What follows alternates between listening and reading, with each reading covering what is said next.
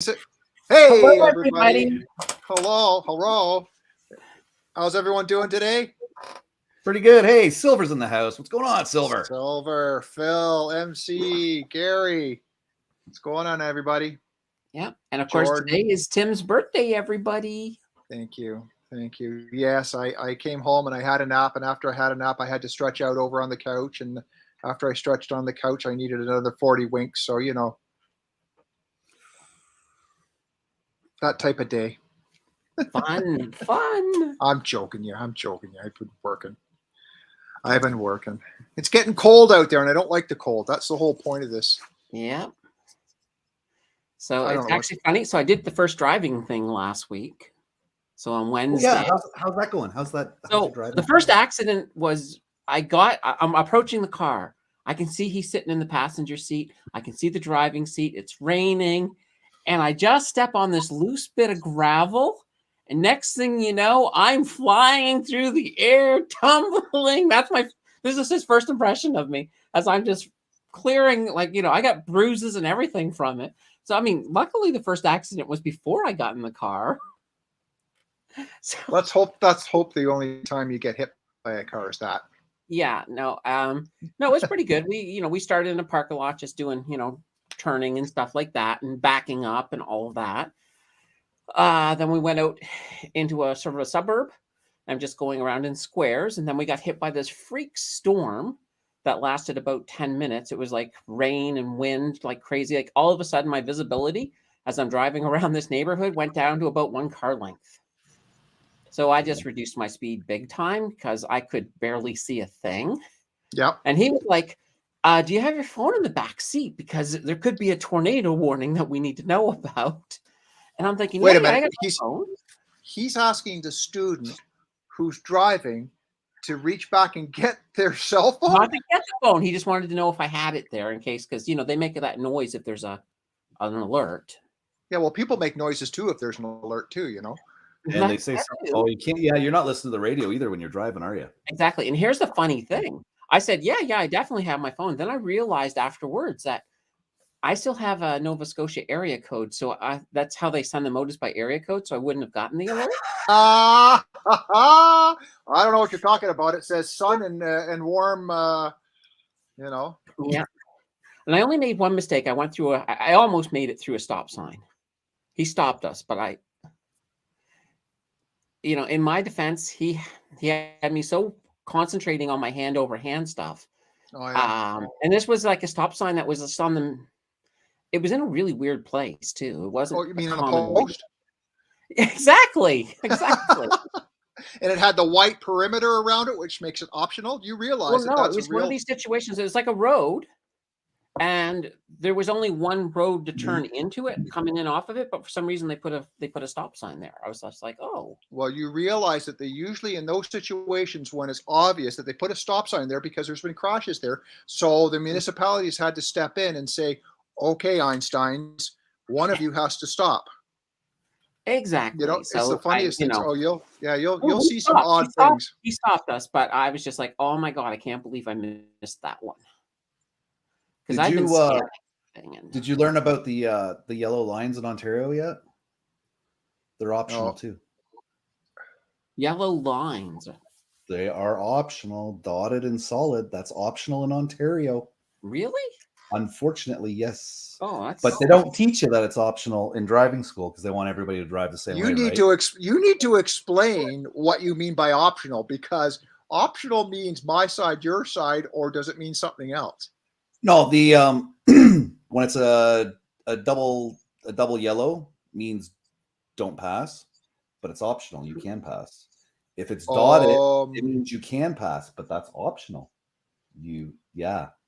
So the word is, if it's safe, do so. It's not recommended to. It in some Gary. And it's only in Ontario. It's only in Ontario. But the way I was taught is if it's a double line, you do not pass. If it's dotted line, then you're safe to pass. What about a single yellow line solid? Optional? I don't know. Just keeping your options open, aren't you? Holy crap. You know? I'm in a truck hauling shit. I can do whatever the hell I want. I know. No one messes with you. It's like, don't make me turn the hose on you, dude. Get out of my way. Well, I'm going to follow all the rules to the T because I want to actually pass the test. Well, but there are, so Gary, Ken. Fred, yeah. Okay, Carl. What, I think it's BC. I know down east in one of the provinces that when you pass, you actually have to honk your horn before you overtake another vehicle. Smart. Yeah. Or you flash the high beams or whatever the case is. But BC, I'm a little rusty on this, but British Columbia says you cannot pass, and it's definitive in their wording, because in Ontario, the wording is woozy, optionally giving you those optional ideas. But in BC, it says you cannot go over the center line. Okay, fair enough. So here's my question. You come up behind a vehicle, a construction vehicle, a slower moving farm implement, whatever the case is. And you mean to tell me that everyone is going to stay behind that farm implement?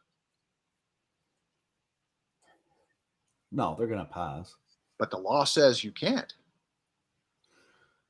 Even when it comes to slow moving vehicles, you're not allowed to See, pass them? the definition doesn't go that deep. Because they're impeding the speed limit for the drivers behind them,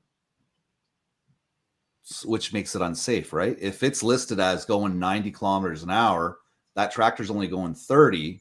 If that transport way back there cannot judge that distance, that everybody's going 30, and he's assuming everybody's doing 90. I've had that happen before out in Grand Bend. I almost got, well, it was a Corvette, so I would have launched in the air. It would have been Dukes of Hazzard, pretty cool. Probably killed a guy. But I had that issue where it was a 90 and the guy was driving like 140. Yep. So my distance between him and that tractor was actually smaller because his rate of speed was more than anticipated. Yeah, and I don't know, Candace, you're sort of in a city area and stuff like that, but I imagine if you ever went home down east that you get into more rural areas, 2-lane highways and stuff like that. But and Ken can probably attest to this, and then Gary does a lot of driving and stuff like that. But when you're on 2-lane highways, I noticed this. I had to go up to the cottage and do digging and stuff for the septic systems, blah blah blah blah, and I noticed how insane and how risky the drivers are when they pass. Mm-hmm. And the other side coming down is passing at the same time, and it's incredible the risks people take passing. And you would think that they're passing you to become so that you become a dot in their mirror, right? That's not the case. They pass and they get up a little bit and they stay there. And it's like, what was the whole purpose of that, right? They want to be 15 kilometers faster. No, 15 kilometers ahead, and they're still. And I pull up to them. And Murphy's law is, and Murphy's driving, of course, that you always pull up to them at a red light. Yeah. You always, not always, but you know what I'm saying. Mm-hmm. Yeah, and Gary said there's been some pretty bad accidents around here. We had a 77-year-old gentleman on the QEW here, just at the Ford plant, was driving yesterday towards Toronto. Traffic on the other side of the highway was coming. A wheel came off of a vehicle, bounced over the center median, and boom, right into him. Done. The incredible thing was he was killed. But the incredible thing is that he managed to, I guess before passing away, pull his car over to safety on the side of the road, which is absolutely incredible. Wow. Yeah. And it's a lesson to be learned for everyone out there that we have a tendency to daydream and tunnel vision and to drift off in our thoughts when we have not a lot of stimuli when we're driving. And especially on the highway, it's one lane. It's like no turns, no stops, nothing like that. And people don't realize that you should be looking on the other side, because you never know when a wheel, when something's coming off, a piece of cardboard, whatever the case is. You always have to keep those eyes moving, as you will learn, Candace, because the problems don't necessarily come from just your side of the road. So, and then there was some dope on the 401 today, driving, dump truck, bucket up like this, and he wedged it right under the bridge. Dumbass. Yeah. And how did you know his name? And that's in the express lanes. In the collector lanes, you know, the old rubberneckers, boom, boom, boom, 3-car rear end collision right where it was. And you knew exactly what they were looking at because they just panned, like Kerry Schmidt, the OPP guy, just panned the thing and said, guess what they were looking at? And it's this dump truck that had wedged his bucket. It came right off the whole truck. And it was just the bucket of the truck wedged there like a slide coming down the underpass. And it's like, how do they do that? Carefully. Mm-hmm. I'm telling you, I absolutely, yeah. It's Gary says it's going to be careless driving. Actually, Gary, it's probably going to be dangerous driving because he's driving without due care and control of the vehicle. So it becomes a criminal. It becomes a oh yeah, CVOR is pooched, but it'll become a criminal offense. I imagine he'll lose his job too if that's not his truck. Like if that's a company truck. Well, it depends if they need somebody to sweep the shop with a broom. Mm-hmm. You know, he might be stuck at the shop for the rest of his life. Yeah. It's well, you know, they need broom pushers too, right? Yeah. But it's absolutely incredible that the stupidity and stuff that's going on out there on our roads. And I've got an article that I was going to use as in the title Crash Bang Boom tonight. Was the crash part of it was an article that had come out in the news that I had picked up about it's actually from a Toronto station, and the title was that 11 more U.S. crash deaths linked to automated tech vehicles. So what the gist of this article was that in the time frame of mid May to September or something like that, a very short time frame, that there were 11 deaths that involved automated vehicles, and how some of the collisions involve motorcyclists. Well, now you're getting the community of motorcyclists all up in arms because they're, you know, jumping down the throats of automated vehicles and stuff like that. And it's very frustrating when I get that they advocate for motorcycle safety, and I get that motorcyclists are at risks. And I think that as a motorcycle driver, you have to it's a foregone conclusion that basically you have to assume that you're a target today. You know, you are not in a vehicle, that this is just part of the escalated risk that you take is when you get on your motorcycle, that someone's going to do something and not see you or do something late. It's incredible the amount of YouTube shorts and videos I see now, because, you know, I'm doing shorts and stuff like that, of motorcycles getting rear-ended. It blows my mind. It's just what makes me do this and get the cold chill up my spine is the force of impact. And you're on a motorcycle, you haven't got a hope. You haven't got a hope. You're not belted in. You're going to fly off. What's that? It's also just as bad for people on regular bicycles on the road. Yeah. Oh, yeah. So, bad. but getting back to this, you know, how they're, you know, it's funny. I mean, in driver training, what we used is when we do, and as you probably saw, Candace, when you did your in class theory part, that one of the ways that you get students' attention is fear. And the fear is the newspaper articles and the videos of the gory stuff saying, this is a worst case scenario and this can happen to you if you don't do this, or if someone else is, you know what I mean? It's a lot of this stuff is, as you learned, is, to coin the word and to phrase, is preventable. Right? Mm-hmm. So it's incredible to see that the way these crashes are reported is that the news agencies and even some of the police officers, although they're getting better, will have it come out of their mouth or will go into print that they blame the automated technology, that they blame the icy roads, that they blame the fog. Time out. Inexperience is what it is. You can't blame that. No. That's a factor, perhaps, but the blame goes on the driver because the driver didn't identify and didn't adapt. Yeah. 90% of all crashes are driver error. Only 10% account for mechanical or environmental factors. Yeah. So what is this Dutch reach that that Gary's talking about? Do you know what that is? So yeah, I sure do. So the Dutch reach, thank you, Gary.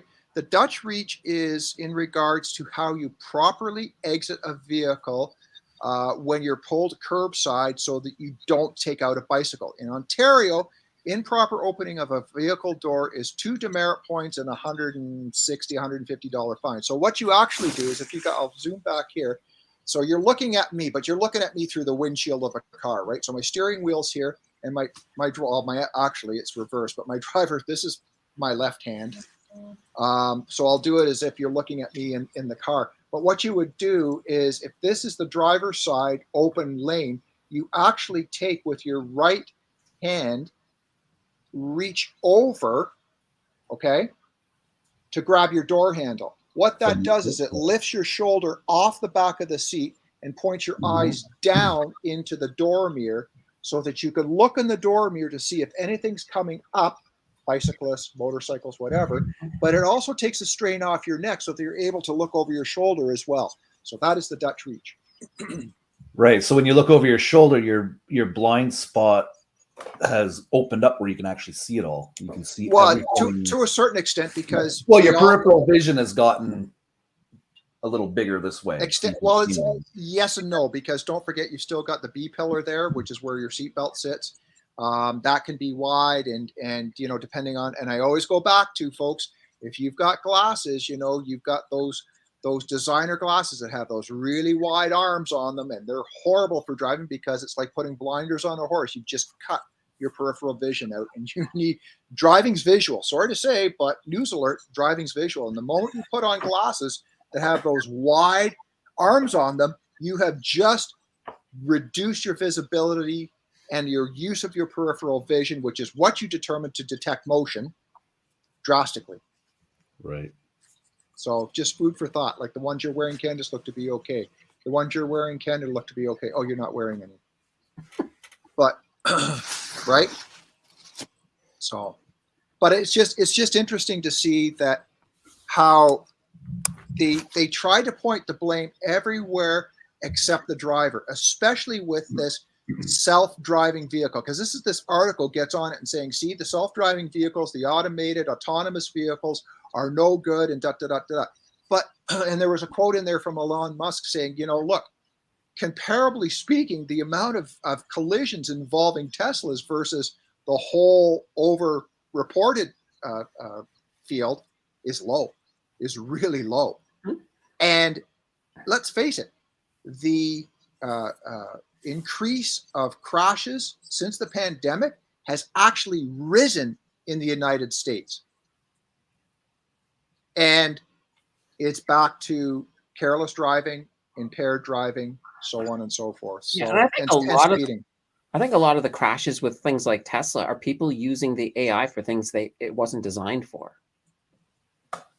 So, that's kind of one of those things. If you're not using it as it's intended, you're asking for trouble. Yeah. And the thing is that you have to, people don't realize, and this is where all the manufacturers with the autonomous vehicles and the AI and even vehicles we buy today that have lane departure and adaptive cruise control and all that other stuff, I don't know to what degree the salespeople are, and it's not, well, they can be implicated in a lawsuit, but it's up to them to say, look, I'm selling you a vehicle with these features in it. It doesn't get you off the hook from driving. And what do you do if this fails? Because they do fail. You say, right, what do you mean they fail? Well, your blind spot detection can potentially fail depending on where the sensors are. If it's dirty, if there's ice on it, the same with your rear sensing, your rear camera, your front sensing, your front camera, all these sensors that are in our bumper and stuff like that, they get dirty. They get stuff that goes over it. And when they do, they don't work as well, or they give you a false read. So, you know, wake up. It's still those tools are only good for people that know how to use them, really. And who trains how to drive those types of vehicles with all these sensors in them? I get in my wife's Jeep, and like the mirrors like blink and shit, and I'm like, what the hell is that? Right? Yeah. I have no idea. See, and what's going to happen is that you get into something that's new to you with the mirrors blinking and the blind spot detectors blinking. Does your training car have that, Candace? No. Okay. And then you get back into your vehicle, and it's like all of a sudden you get honked at when you're lane changing. Oh crap! I'm not in her car.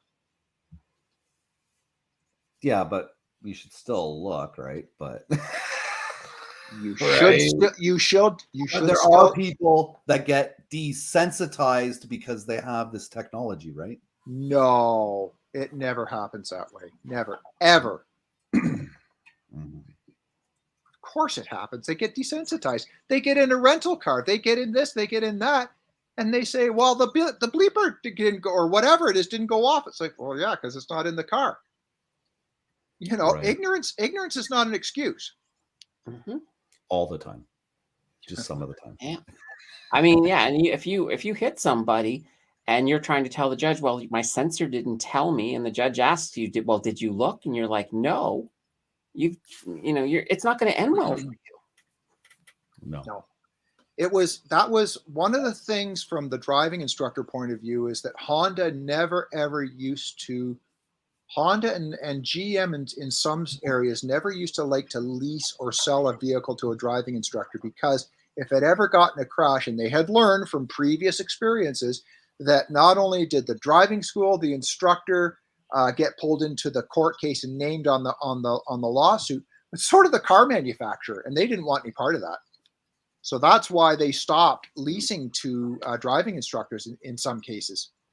At least Honda Canada did. You could get it from an independent leasing company in most cases who didn't know, what the potential was for risk. But you're right. At the end of the day, what the hell does the car company have to do with it? They don't. They don't. No, but I have a feeling that this is going to make drivers lazy, because they're going to rely on this technology. I can just drive like this. I don't have to turn my head because I got sensors. They're going to tell me whether I can or can't, right? It's just going to make drivers lazy. Well, let me ask you as a general question. Today, right now, with the technology that we use, does it not make us lazy? Lazier? Touche. I'm waiting for the Terminators to come, and they're coming. Yep. Elon's making them. Now, one weird driving question. As an instructor, have you ever had a situation where when you were driving yourself, the student accidentally hit the brake in the side seat? So the only time in my 34 years, I've been doing this since 87. So how many years is that? I can't do the math. See what happens? You get a year older and you lose all sight. The decimal point moves and all that stuff. A couple of years plus one. Thank you. Okay. So at least 2. Yeah.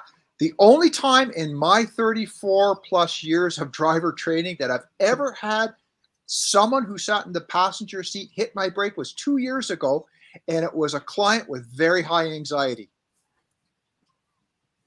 She thought I wasn't going to stop, and I looked at her and I said, "You did just touch the brake." And she goes, "Yeah, shouldn't I?" I said, "No, I'll try mine first on my side, Yeah, apparently it's happened to Gary twice. Oh.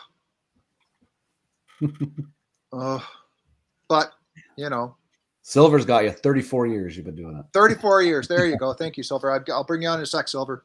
But yeah, it's yeah. Anyway, yeah. I've had someone fall asleep. I've had a client fall asleep at the wheel. Oh, happens to the best of us. To the best of us, it does happen. Yeah, it was a young teenager, low blood sugar on his lunch hour, Queen Elizabeth Highway, 100 kilometers plus. It's like, what?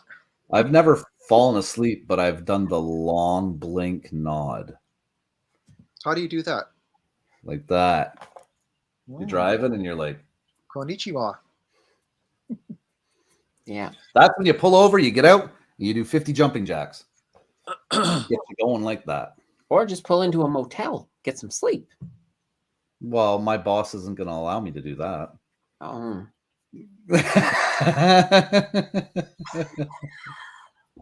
I got to do the jumping jacks. Yeah.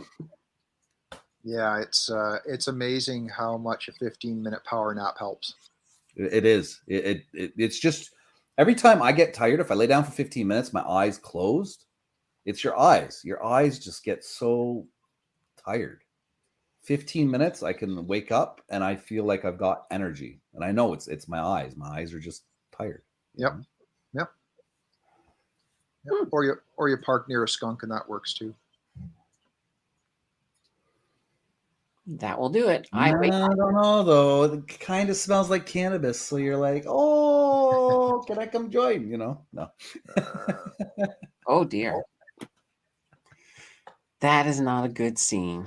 It is not a good scene. I'll put it back on the rails. Hold on. White line fever, yeah. That's it. White line fever. You know what white line fever means, right?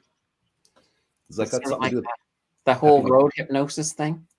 Highway hypnosis? Kind of. Ken, do you want to give a crack at it? Pepe Le Pew when he used to chase that cat around. What?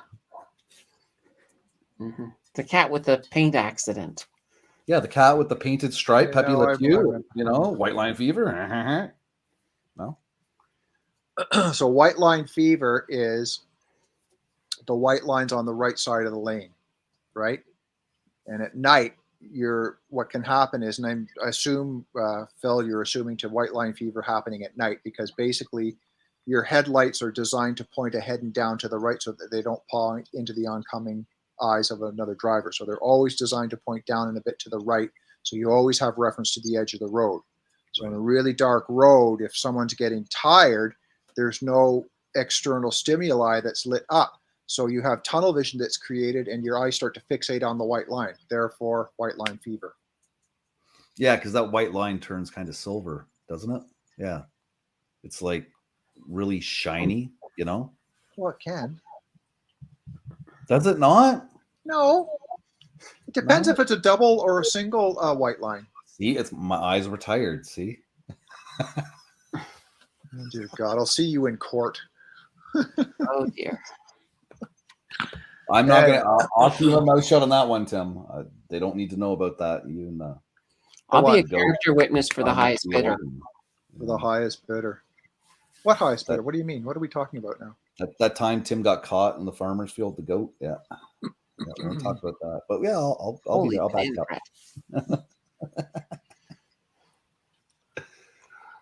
I don't even want to know about that story.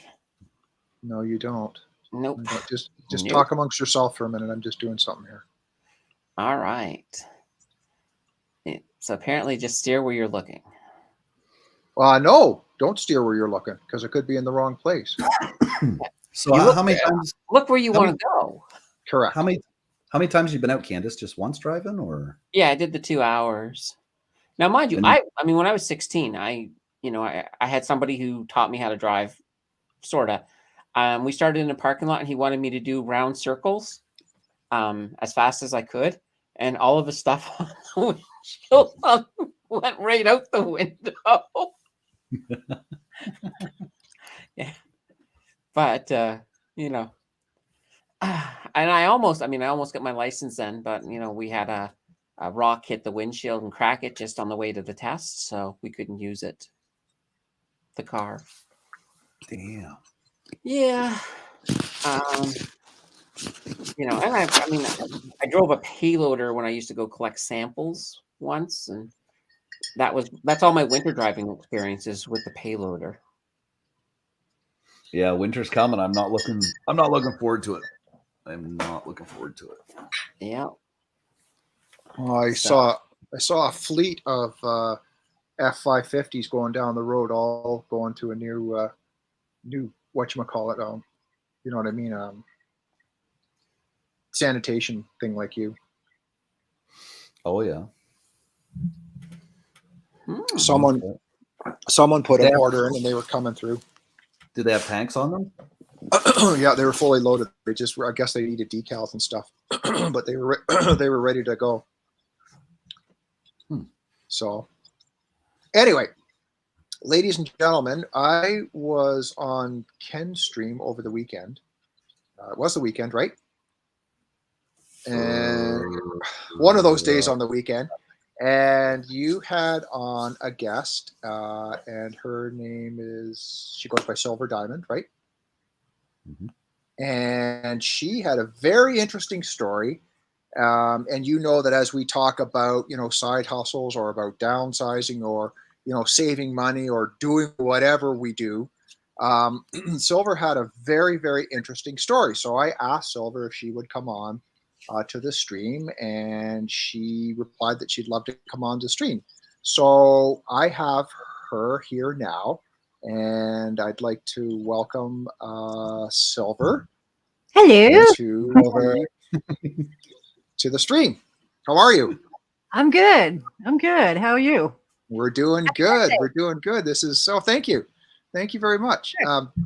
Yeah, Silver, Candace is up in the top right corner or left corner, depending on which way we have our screen turned. And you know that ugly mug beside you there. I do. He is. But well, he's kind of new to my channel too. But oh, is he? Yeah, Well, he's only been there about 3 times now, 3 or 4 times. Yeah, 3 times now. So now you're going to get to meet the extension of my family, where I came from on YouTube. Ah, okay. Nice. Nice. Yeah, he's been excommunicated mostly, but Yeah. we still Yeah, he's I been give people what they want. Come on now. when he just goes to his icon, that's his timeout. But thanks for coming on. Thank you for having me. I was very intrigued to listen to you tell your story about sort of where you were with the house and the big house, and then coming down and sort of your journey to getting to where you are sitting today. And it was quite a journey for sure. Yeah, and sort of how you adapted and how that transformed, and just the amount of money that you're saving, and that the difference between sort of where you are now compared to where you were is, it sounds like you're in a better place. Like night and day. Yeah. I mean, it's that much different now. So tell us a bit about it. I had a 3-bedroom, 2-bathroom house that was literally killing me financially. Between the bills, the monthly bills, and the property taxes, I couldn't make ends meet. I even had rented out rooms. I rented out the 2 extra rooms and collected rent from them, and still couldn't make all my bills. And then, of course, property taxes would come up in November of all the stupid times for that to come up. And it was like over $3,000 for property taxes. I couldn't take it anymore. I literally couldn't take it anymore. And I'd been watching tiny house shows for about a year. And I decided, you know what? I got to do something. I have to do something. So I called around and I found a tiny house company and went and met with them. And I had my tiny house built. I had to sell my house to finance this. So I sold my house, and it sold in a week.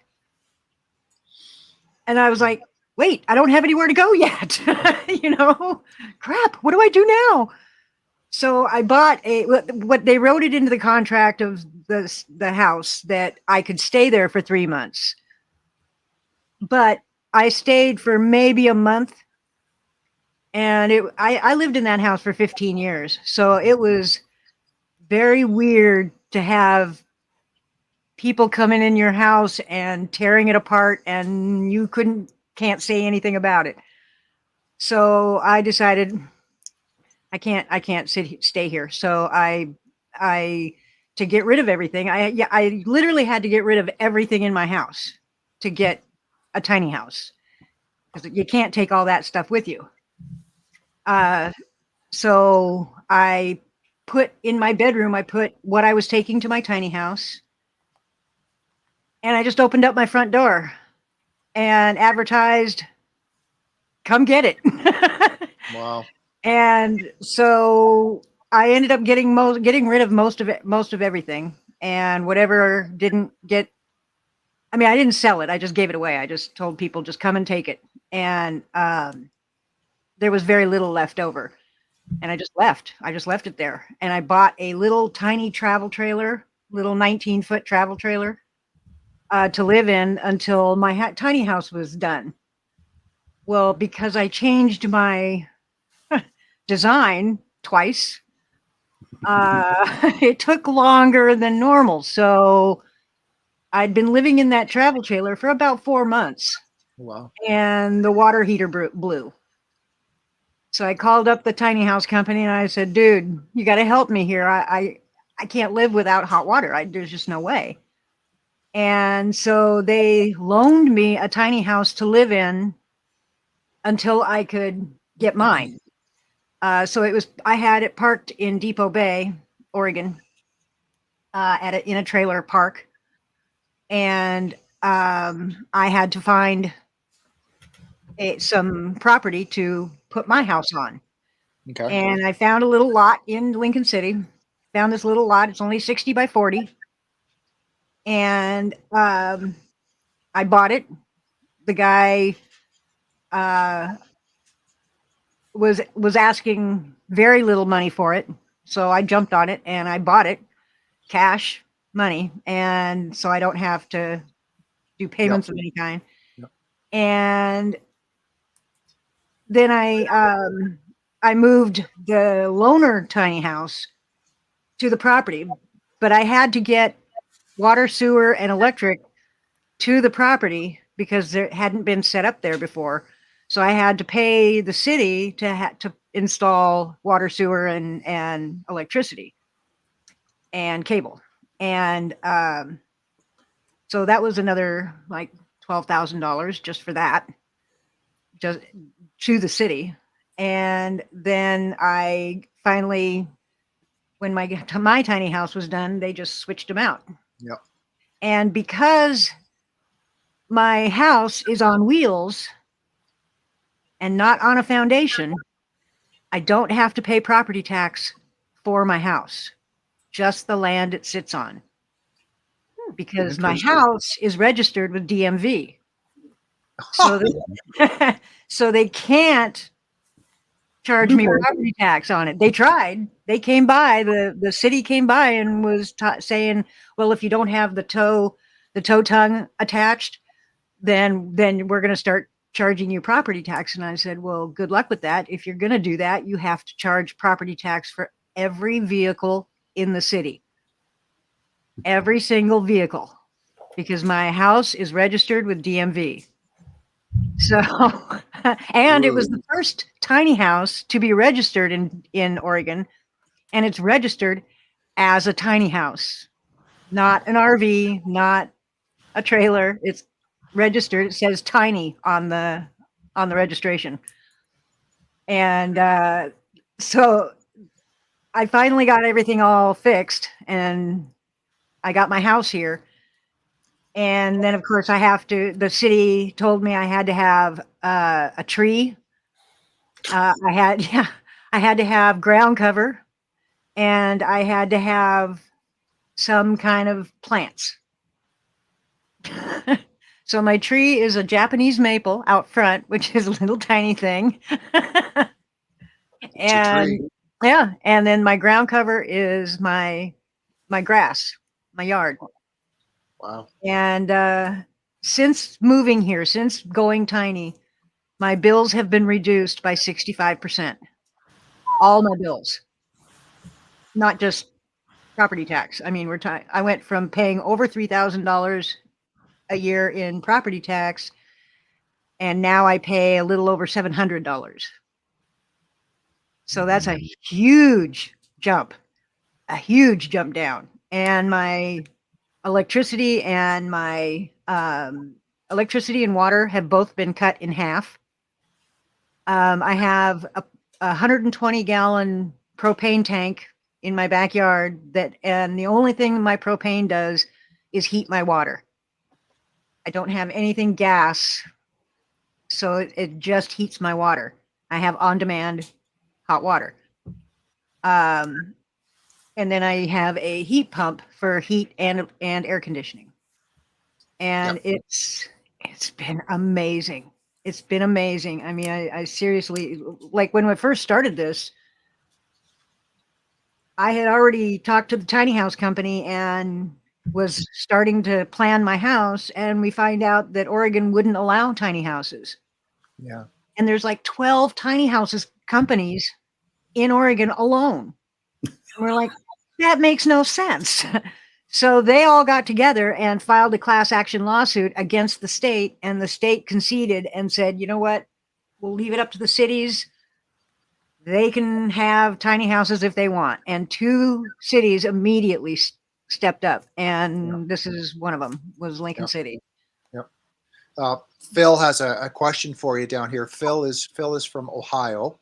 No. Do you have to buy a vehicle permit? Not annually, no. You only have to have a vehicle permit when it's on the road. I have no plans of moving my house. It's going to stay here. So I don't have to renew because it's not going on the road. Was the insurance for the house versus the insurance you have to carry for the tiny house, is it the same coverages? You didn't kind of get out of that? It's same coverage, but not as much money. Right. Yeah. Not as much money. I mean, because it's only 220 square feet. Wow. Whereas my house was 1,600 square feet. So you're insuring a whole lot more stuff in a bigger house than you are in this house. Yeah.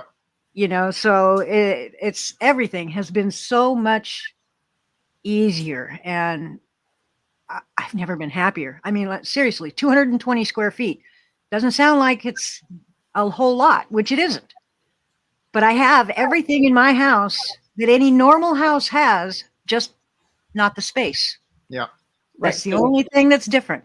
Now, is your house almost like one of those transformer houses where it's like, you put away your bedroom and all of a sudden it turns into a living room?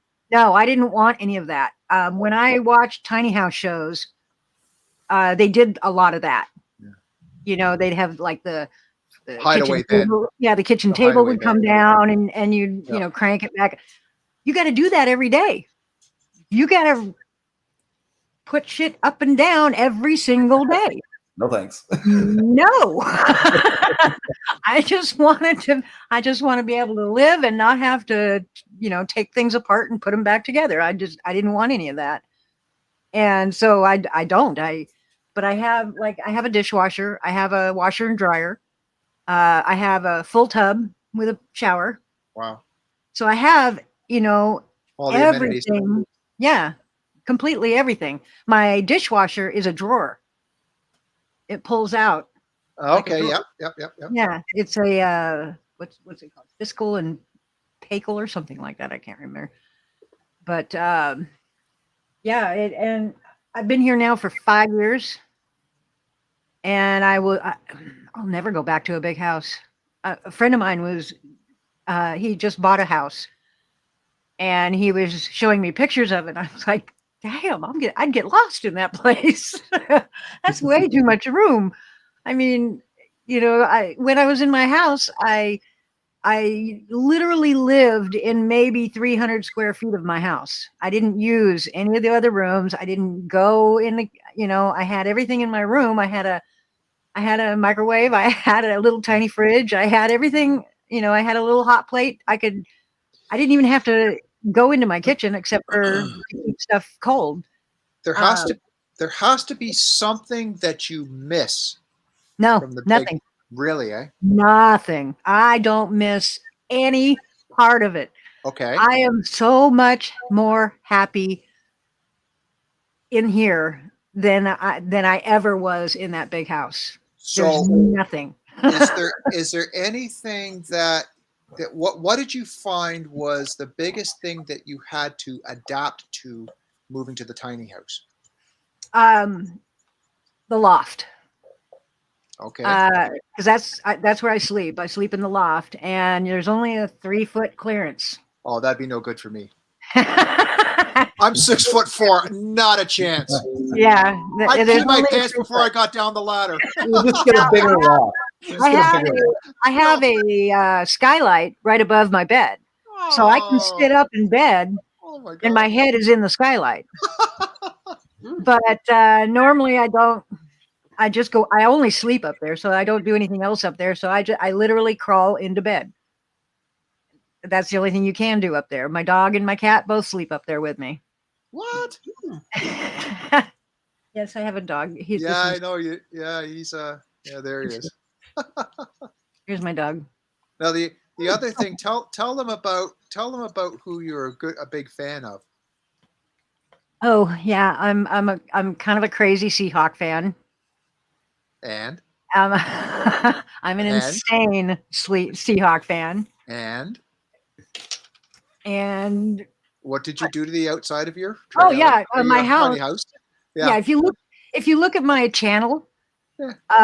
my YouTube channel, Yeah. the banner on my channel is my house. Yeah. It's got a full picture of my house from the outside. Yeah. And yeah, that was my dryer. Oh. And so I have a big, huge 6 foot by 4 foot Seahawk logo on the side of my house. And I had to get permission from the Seahawks to have it made. And they said, that's fine as long as it's not going on a commercial building and there's not going to be any other advertising on it. There you go. And there isn't. It's just the Seahawks. And then everything in here is Seahawk. I mean, you can see I've got I've got my Seahawk stuff up there. My lamp over here is a Seahawk lamp. My coffee maker is a Seahawk coffee maker. No. Yeah.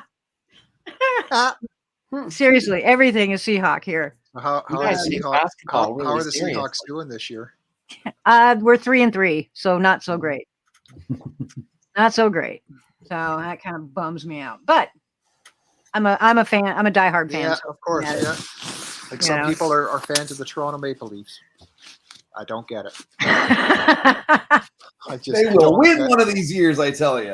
No, they're going to win one of these. They're going to win one of these games. Let's start with the game first. Yeah. Isn't that like hockey? Yeah. Yeah, that's hockey. Yeah, I know not of hockey. And I don't know any other game. I don't know any other sports. I don't know baseball, basketball, any other sport. Soccer, no, I don't know nothing. I just know football. That's all Seattle just got a hockey team. They got the Kraken.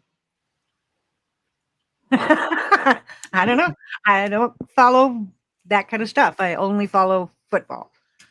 And that's just from 1976 is when I became a Seahawk fan because the Northwest never had a team for a long time. We didn't have a team. And then when the Seattle Seahawks came along, and I was born in Seattle, so I kind of had to go with the Seahawks. You know, even though they sucked for a long time. many moons ago, I was there for a conference. And is it Seattle that has, I don't know how to term this, and if I'll get it right, is it the Lost City or the Buried City or it's the Emerald City that's underneath? Oh, the underneath. Yeah, I know what you're talking about. Yeah, there is a city under, well, it's not really a city. It's just a lot of ruins, tunnels, and go underneath the city in tunnels, but I wouldn't go down there. Right. You don't know what you're going to run into down there. No. Gary, I haven't lived there since I was 6, so I've lived in Oregon most of my life. Yeah. So because I'm 64 now, and however many 50 some odd years that was that I lived in Seattle. I've gone to Seattle. I've gone to 3 Seahawk games, but man, those are way too expensive. Even the nosebleed seats are over $200 for one seat. And that, nope. That's ridiculous. And that's, to us, that's in U.S. funds. To us in Canadian funds, that's just shy of $1 million. Yeah. Yeah. That's crazy. That's insane. So I haven't gone back up to Seattle. My dad lived there for a long time. He lived on Mercer Island, and all my relatives on my dad's side all live in Washington. My brother lives in Washington. I do not. I don't want to. Right. I've been in Oregon 50 some odd years, and I don't want to leave. I've never What wanted to live anywhere else. are you a member of a tiny house sort of community that talks about tiny houses and stuff like that? No. So in your opinion, who would a tiny house not work for? A tiny house would not work for a big family, like somebody with 6 kids, let's say. There's just not. I mean, you can, like, this tiny house is about the middle as far as square footage goes. Oh. They go up to 400 square feet. If you anything 400 square feet and below is a tiny house. Anything over 400 square feet is a small house. It's not considered a tiny house, and it can't be on wheels. 400 square feet, over 400 square feet would have to be on a foundation. Yeah. But 400 square feet, that would be twice as big as mine. So that's a pretty good, quite a lot of space. I just didn't need that much at all. Yeah. And I mean, it's only me. Yeah. It's just me, my dog, and my cat, and that's it. So I didn't need anything bigger than that, but they do make them bigger. I mean, you can go up to 400 square feet, and some people travel with them. Some people, you got to have a truck big enough to pull a house, but some people, they want to go across the United States in them, and that's great, and go to Canada and all that, and that's great. But I didn't want to do that. I'm not into traveling. I'm not a big travel buff or anything. So I just wanted to get out from under the bills that I was paying, and be happy once again. And I am. Is there a common upkeep that is with a tiny house, or is it pretty much not self? No, you got it. I mean, like, you mean as far as would maintenance? Like what would be the one thing that, because you don't, it doesn't matter where you live. It could be, it could be an RV, it could be a tiny house, it could be a big house. Obviously, as you get bigger and more complex, the upkeep and maintenance becomes more involved. Well, except that an RV or a trailer, they're going to be built like a tin can, basically. My house is built like a house. It's got siding, it's got drywall. It's built like a house, like a normal house. It's just scaled down. But RVs, you're going to have a lot of maintenance, because the pullouts, the seal around the pullouts, deteriorate and disintegrate out over time. Got it. Which is happening to this one next door. And so far, the only maintenance I've had was I had a roof leak, and that was because when they put the skylight in, they didn't seal around the corners. They just sealed around the sides and just missed the corners. And so I had a leak, but that got fixed, and it was no big deal. Other than that, I have not had any kind of maintenance to do. Did you put on a deck or a patio or anything like that? You did, eh? Yeah. And that didn't cause any ruckus with the local No, my house is still up on wheels no matter what. And it's completely fenced in. Yeah. If I wanted to take my house out, I would have to literally destroy my deck, my porch, and my fence to get it out of here. Yeah. I mean, it's permanently in here. So, but because it's still up on wheels and not on a foundation, it still doesn't get property taxed. Yeah. Nice. Awesome. I love it. I love that. They tried, but they weren't very successful.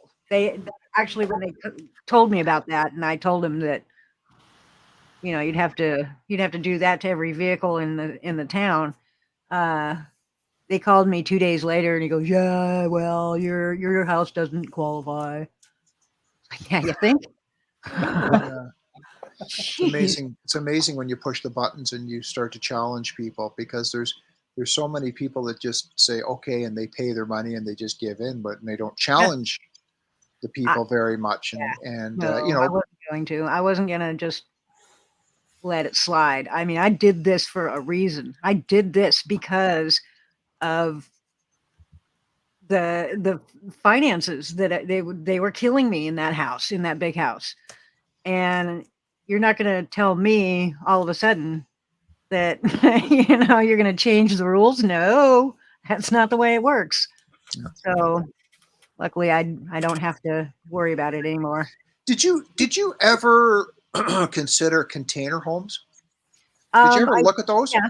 I've not actually seen one. I mean, I've seen them on TV, but I've never actually seen one in person.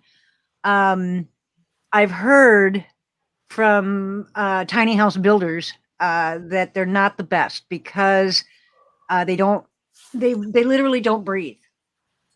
There's nowhere for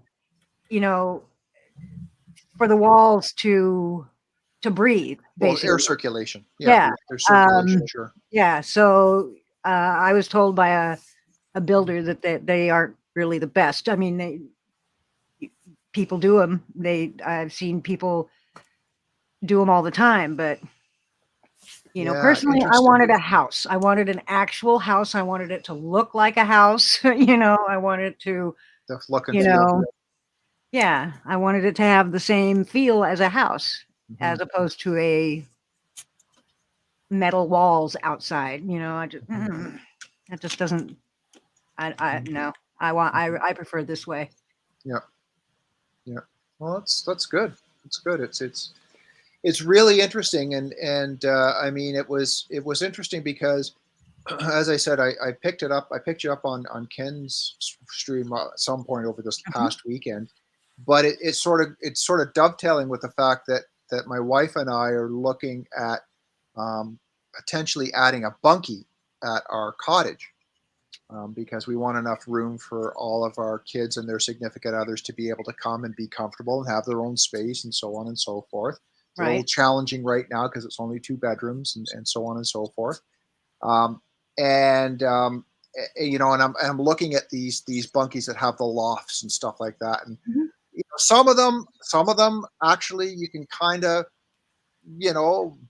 semi stand up, but they're 2 single beds underneath the peaks and stuff. I can show you mine. My loft is up there, so you really don't have a whole lot of space. No. And of course, my head is up here because there's only about a 1 foot clearance here. Oh, so you've got it going. You've got it tilt going. Yeah, it's a slanted roof. Got it. Like that. So got it. So there's, and there's my whole house basically. Let's see, that's the bathroom right there. And there's my kitchen. And then I'm sitting in my living room. Wow. So it's interesting. It's definitely, I think it's something that's definitely a hot topic these days with a lot of people who are looking for more independence and more getting out. Since COVID, I think it's really kind of taken off and gained more traction. Well, and consider the fact that if you were to get into a tiny house, number one, your mortgage is going to be a hell of a lot less than in a big 3-bedroom house. Yep. I use the money that I use from selling my house to pay for this one, so I don't have a mortgage. But consider that this house was less than $80,000. Oh wow! So now, is that including all of the utilities? Like you had to pay the $12,000 to the city and stuff. Is that inclusive of the 80? Yeah, no, that's separate. Okay. 80 was just for the house. Okay. And then I had the deck built and the porch and all the fencing put in. So I paid for that separate again. But everything is paid for. I don't owe anything. I don't owe on the property. I don't owe on my house. I don't owe on anything. And so I'm literally debt free other than, my monthly bills. But I don't have any outstanding, debt that I'm trying to pay down. Well, that's a really good place to be, and especially with about the, pardon my French, the shitstorm that's about to happen in our economy. Well, yeah. At the end of this year, next year. Yeah. When you include everything that I've done to the property and my house, all total, I probably spent maybe $140,000. I can turn around and sell it right now, as is, for $250,000. Good Lord. If I wanted to sell, but I don't. Well, yeah, and that's sort of what I think a lot of people are. They can see the dollar signs of what they get for what they live in right now, but what they don't think about necessarily right up front is, well, now I got to go out and buy something else that's going to be overpriced as well. I mean, no, I'm not saying it could be overpriced. Who knows? Just because of what's going on in our economy, right? Inflated prices, right? Like right. everything. You know what I mean? Right. But it's like you're jumping from the fire or from the pan into the fire type of deal, right? Right. Well, yeah. So, real estate has just gone crazy as far as pricing. I mean, there's a house across the street from me. It's on a foundation. They kept calling it a tiny house, and I was like, "How many square feet is it?" And they go, 700. No, that's not a tiny house. That's a small house, but it's not a tiny house. Yeah. But that thing sold for over $300,000. That's crazy. 2 bedroom, 1 bathroom. 2 bedroom, 1 bathroom, 700 square feet. Yeah. There's a house. Crazy. There's a house I seen like that today on the other side of Grand Bend, Tim. It's down near the lake, but it's like the road goes through here, and then there's houses that are directly on the lake, and this one was on this side of the road. $1.1 million. Well, that's location is everything too. They just had it built last year because we had a toilet. If you're going to put something on a lake, like if I would have tried to find property closer to the beach, because I'm at the beach. Oh. I'm in a beach town. But the beach is about 8 blocks that way. Okay. So if I would have found property on the beach, it would have cost me a lot more. Yeah. Right. So it's location is everything. If you have there's a lake right behind us that's called Devil's Lake. And there's all kinds of houses all the way around the lake. And all of those are priced in the $1 million range because of where they are. Has nothing to do with the value of the house. It has to do with the location. Because this house was I think it's only a 2 bedroom, 1 bath. And they just had it built last year at 1.1 million. I was like, I looked at it just for shits and giggles, right? I was like, oh, yeah, $500,000 for it because the location and everything. I pulled it at 1.1 million. I was like, I wouldn't pay that, not here, because there's no towns around you. You got to go all the way back to Grand Bend. Yeah, well, right now is the worst time to buy real estate. Let me tell you, it's the worst time because you are going to pay top dollar for it, and you won't get the same turnaround. So you won't get the same return. The interest rates are going up. Hey, Candace, has the Fed done another increase, or are they due for another rate increase announcement or meeting? Oh, that's coming up. Don't worry. Yeah. Let's just say, I mean, both the Fed as well as the Bank of Canada are definitely going to be doing 75 basis points at the next meetings. Inflation was worse in both countries. Inflation is crazy. I mean, every time I go grocery shopping, I spend $200 every single time. I mean, inflation is so bad at the last kid's birthday, I didn't have to blow up the balloons. Jesus. Balloons are a bummer. What is the oh my God, I'm searching for words here. The employment like down there? Is there a lot of people? Like, is it down in Oregon? Are they having, like up here in Canada, we've got a shortage of workers, that don't want to work. Is it this? It's Oregon, not Oregon. Oh you come to Oregon and say Oregon, you'll get lynched. See, that's why I don't say Newfoundland either, because there's a special way of saying that, and it's like, not doing it. Yeah. Doing it. No, before employment it- here sucks just as much as anywhere else. I mean, ever since the pandemic, now all of a sudden, you know, so many businesses have closed because of the pandemic that there just isn't the jobs available anymore. And then the ones that are available, so many people had been out of work for over a year, almost 2 years. They don't want to go back to work. Mhm. Nobody Are wants they- to go back to work, you know. Well, in Canada, we had what we called the CERB, which is where the government was paying, you know, up to, you know, potentially, what was it, 900 biweekly or something like that, Candace, or something that, Yeah, and I think I heard about that Biden had done something, and or whether it was your local state or whether it was the federal had done it's federal, wage and we subs. got 2 checks. What's that? It was federal, and we got 2 checks. Over the whole pandemic. Mm-hmm. Yeah. 2 Big- checks.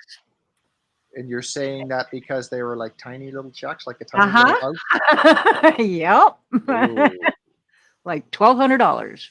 Yeah, no, up here they were actually Whoa. Yep. paying Here you go. low-income Here's people. pennies. Live on that for a while. Yeah, they're paying low income people more money than they would actually have made at work. And that's why people don't want to work. Yeah, we were making what? I think it was about 2,000 a month. Yeah, when the serve fair came out, it was about $2,000 a month. Yeah, And but you guys also have universal health care. We don't. We don't have shit in the United States. the thing though about universal health care, I don't have a family doctor. I'm on a waiting list. I'll probably be able to have a doctor in maybe a year or 2, maybe 3. So we have Yeah. to wait. Well, personally, I don't go to doctors. Don't trust them. I think they're just in it for the money and nothing else, because every doctor I've ever been to could care less about me, actually. So I just stopped going. The last time I was at a doctor was about, I think, 10 or 11 years ago, when I had a heart attack and I kind of had to see a doctor. But other than that, I won't go to a doctor. I refuse to take pharmaceuticals. I will not take pharmaceuticals at all, of any kind. So, you know, when I had my heart attack, they kept me in the hospital for 4 days. And when I was checking out, they handed me this literal stack of prescriptions that they wanted me to fill. And I took it to the drugstore, and just one of those prescriptions would have been $200 a month for 2 pills. And I just said, nope, thanks. I don't need them. Nope. And I just left the prescriptions at the pharmacy and said, nope, I don't want them. No, thanks. Wow. And I refuse. I'm not going to pay that kind of money for 2 freaking pills. No way. Not unless I'm a freaking drug addict, and I'm desperate for that, but I'm not. So, no way, Jose. I'm not. I refuse.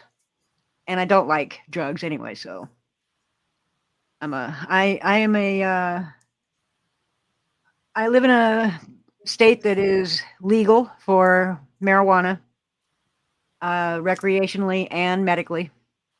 And I smoke pot. I've always smoked pot since I was 13 years old. I've smoked it. It has never killed anybody.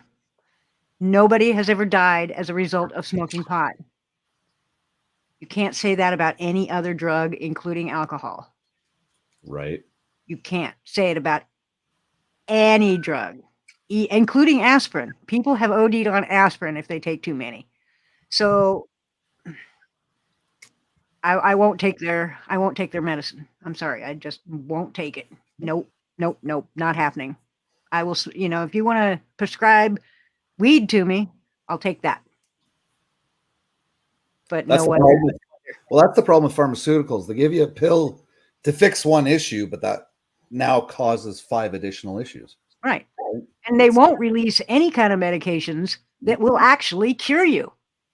Because if everybody's cured, then the pharmaceutical companies would be like, oh crap, now what? We'll go broke.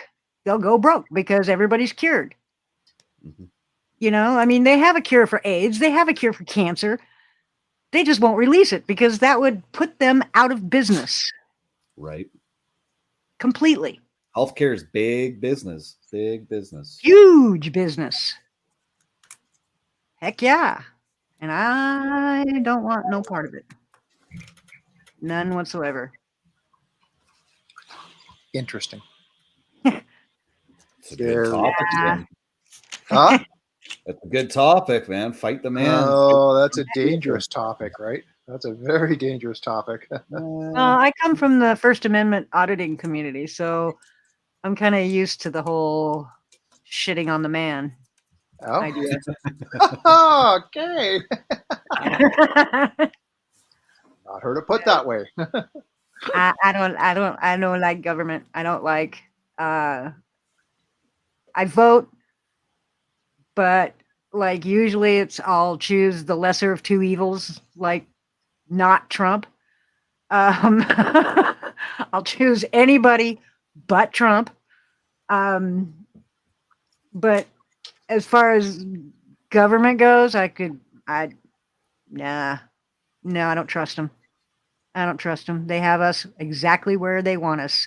And there's nothing we can do about it until we start changing at the local level. Right. And until that happens, then nothing's going to change at the presidency and below. Nothing is going to change. It's going to be just shit. Well, Yeah. not in my lifetime.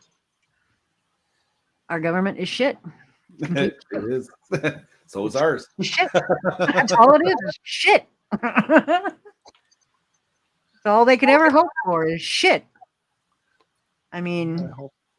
I know there's, like even on my channel, I got a lot of Trump supporters on my channel. I go to a lot of channels that are big Trump supporters. I am not. I am just not. The dude can't form a complete sentence. He can't keep on one thought for more than a couple of seconds before he's moving on to another thought. And I stopped watching TV because of Donald Trump. I haven't watched TV in 5 years That's interesting. because of Donald Trump. I got tired of listening to him talk. So I turned my TV off and I have not turned it on except to watch football. That's it. The only thing I watch on TV is football and RuPaul's Drag Race. And that's it. And you guys now have Canada Drag Race. Oh, that's right. Yes. Yeah. Yep. That's right. Yeah. Phil, no, we were talking about Trump because Am I Phil says, talking about Biden? No, I don't like Biden either. yeah. But he was the lesser of the two evils. Between Trump and Biden, I went with Biden. And I didn't want Trump in office again.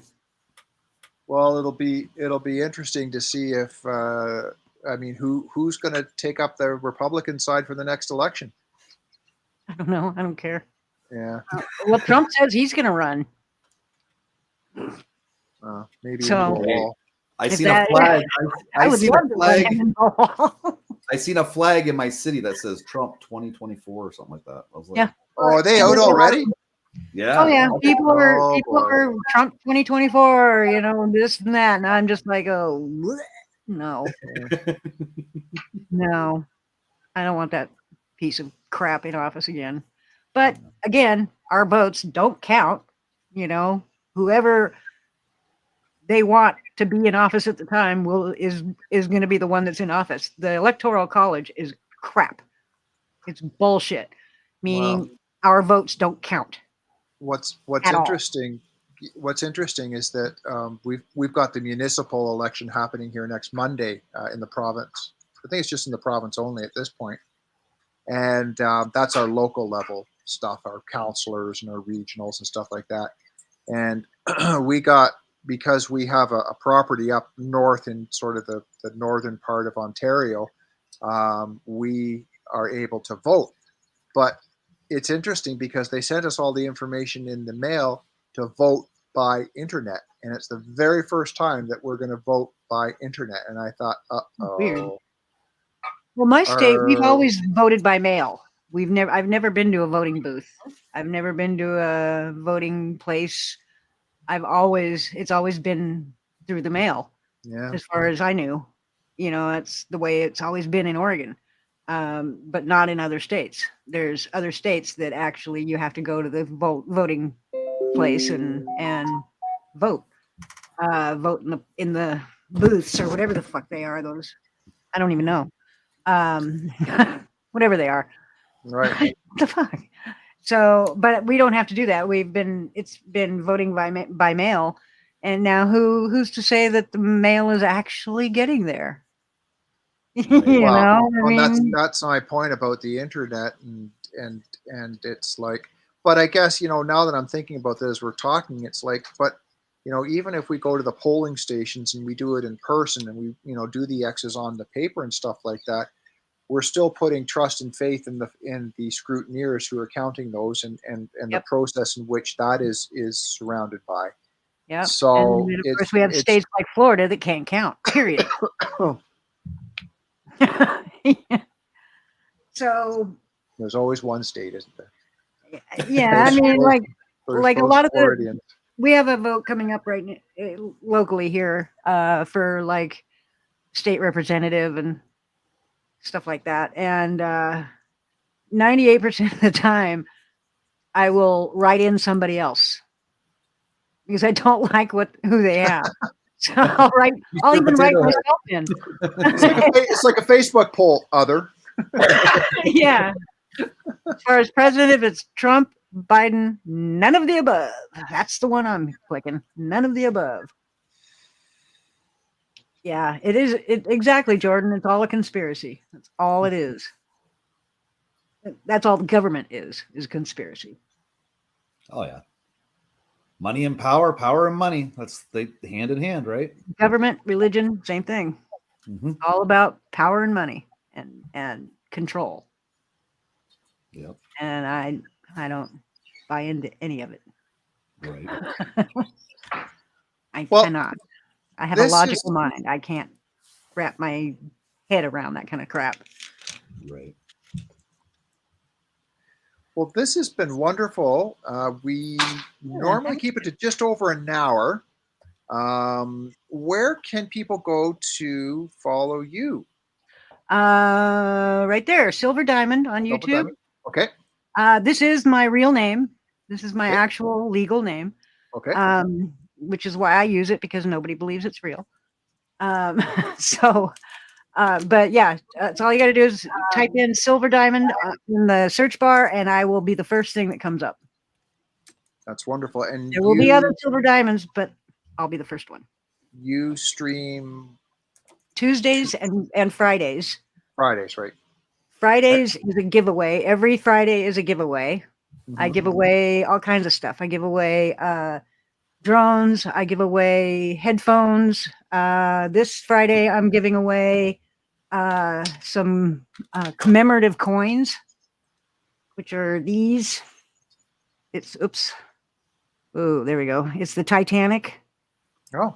They're Titanic commemorative coins, and on the back is the route that it took. And there'll be 2 winners of that. I don't charge anybody anything to enter my giveaways. I don't charge shipping to get the prizes. I cover all that. So all you have to do is show up during the live stream on Friday, say something nice in chat, and you don't even have to stay. You just got to say something in chat so your name comes up. And then that's it. That's all you got to do. And then I write on, after the show on Friday, I go through the chat and on panel, and I write down everybody's name on little tickets. I have a ticket. Yeah, on little tickets, and then I put them in a drum, spin it around, and then pick one out of the drum, and that's the winner. And you just have to you have 3 choices. When you win, you have 3 choices. You can take the prize, but you have to give me your name and address so I can send it to you. And I know some people don't want to give their name and address, so you can name somebody else to give it to, or you can have me draw again. So, if it's not, like if these commemorative coins isn't something that you'd be interested in, then if you win, you can always give it to somebody else, or you can have me draw again. Well, that's neat. So, but you got to be subscribed for at least 12 hours to enter into the Friday drawing. Tuesday is open panel, but Fridays are always subs only. Interesting. So, Very subscribe. good. Very good. And don't just go in there and comment. Stay for the banter. Yeah. Well, yeah, sometimes we have a lot of fun. Sometimes it gets kind of I had fun. boring. But I have fun anyway. So that's all that counts, right? And Candace, what have you got rocking?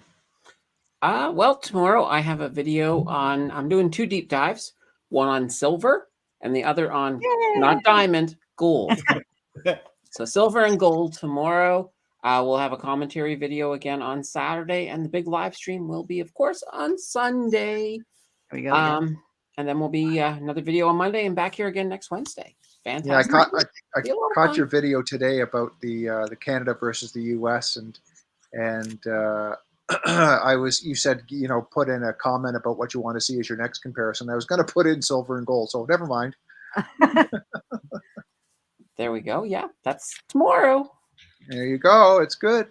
That's good. Very good. And you're very informative, and we get a lot of information from you, and of course appreciate your participation and stepping up when we're absent in the show. This has been awesome. So I'm really happy that you had me come over. That's just freaking awesome. We are we're a normal non-drama community, like I said. Me too. I'm normal and non-drama, but I do go to the drama channel. Yeah. And I interact with the drama people, and then drama people do come to my channel, but they don't create drama on my channel. Right. They are nice on my channel because I don't allow that kind of crap on my channel. Yep. You got to be nice. We're a community that we try and help each other out as much as we can in every aspect, financially, emotionally, whatever, It's the way community should be. So. Yep. I agree. And do I really need to ask what you're doing this weekend, Ken? The freaking Oracle show, Friday and Saturday, of course, and Sunday, and special guest appearances throughout the week. Look what my dog did. Did you see all my guests on Sunday? I had like 6 to 8 people pop on panel, and everybody was professional. I had no bombers or nothing. Believe it. It was good. Yeah, you only had a full panel once where there was 10 people up. Oh wow, that's only happened one time. Oh, and I think this week, I had a troll. I'm not entirely 100% sure, but I had this weird comment. It was like whale out of water. And I just replied, yep, but I'm working on it. I would have been really? The way I handled trolls is I just go with it. I go with whatever they say. Like they kept calling me Willie Nelson for a long time. So I went with it. I got a red bandana. And I wore a red bandana, and I gave away Willie Nelson Chia Pet on my giveaway. So I just completely went with it. They started calling me Leatherface, and I said, "Cool, thanks." Somebody said, "Oh, I loved you in the original Texas Chainsaw Massacre," and I go, "What? I deserved an Oscar for that performance. How many actors do you know that can add 8 inches onto their height?" You just have to go with it and just turn it right back on them. Yeah. You can't let it get to you because the trolls they love to see people get upset and triggered and cry. And if you don't give them that, then they lose. They get bored and they leave. Yep. Well, good. So that's what I do. Next week, ladies and gentlemen, is our Halloween edition, apparently. So we are supposed to be coming with makeup or face or costume or something like that. Well, I don't know if Nancy's here or not. I have a feeling she's not. But Tim will have to get dressed up like a scarecrow all by himself. I don't get the scarecrow stuff. I didn't. You look like a scarecrow. That's why. I look like a scarecrow? You look like a scarecrow, yeah. You've got a scarecrow face. Well, that's Scarecrow face. see, I don't know what to do with that. I honestly have. I'm speechless. I mean, my mind's doing this, but I got what comes out of here and on live stream is not going to be good. It'll be fun. Just go with the spirit. Yeah. Well, sometimes that's a little. I am spooky. promising to come absolutely scary. Ooh, Like little kids won't be able to watch because they'll be like, "Ah, it's scary." cool. Excellent.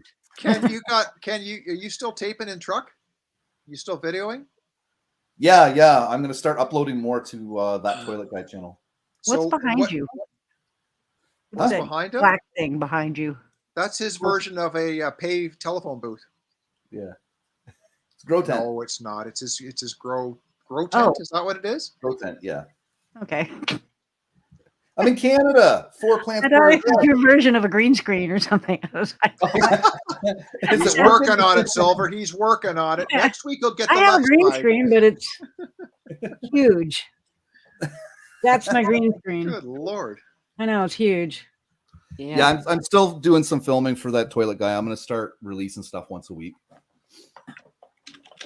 Well, I was just thinking, I dare you, and I dare you and everyone else on this channel to drive around on the Monday the Halloween dressed up. Yeah, it is on a Monday, isn't it? Son of a gun. I don't think I'm allowed to wear a mask while I'm driving because it's distracting. Well, what's the difference between that and every day? It is the same mask. Oh, Mhm. They might say something because it is Halloween. Remember when we could go in? Remember when we couldn't go into a bank with a mask on? Now it's like and then it was required. legal to go in with a mask. It's like, go Yeah. figure. Now I go in, it's like, I'll have $2, please, because now I got my mask off, and it's like, Yeah, we're not forced to wear masks anymore. no, neither are we up here. Not It here. was- I asked it a was- nurse friend of mine that works at the hospital here in town, and she said that they've got one COVID patient, and she's not even in there for COVID. So, pretty much over with. We're not going down that rabbit hole tonight. It's too late. It's too late. Yeah. Okay. No. Well, we'll talk when you get the other half of your green screen, Ken. Yeah. Okay. All right, folks. Thank you so much for tuning in, and thank you, Silver, for coming. It was Thank an you. absolute pleasure to have you. Thank you very much. And Appreciate we it. will be back same bat time, same bat channel, same bat people next week with our Halloween gig and setup. Everyone have a good evening and stay safe out there. Have a good one, everybody. See Bye, ya. guys.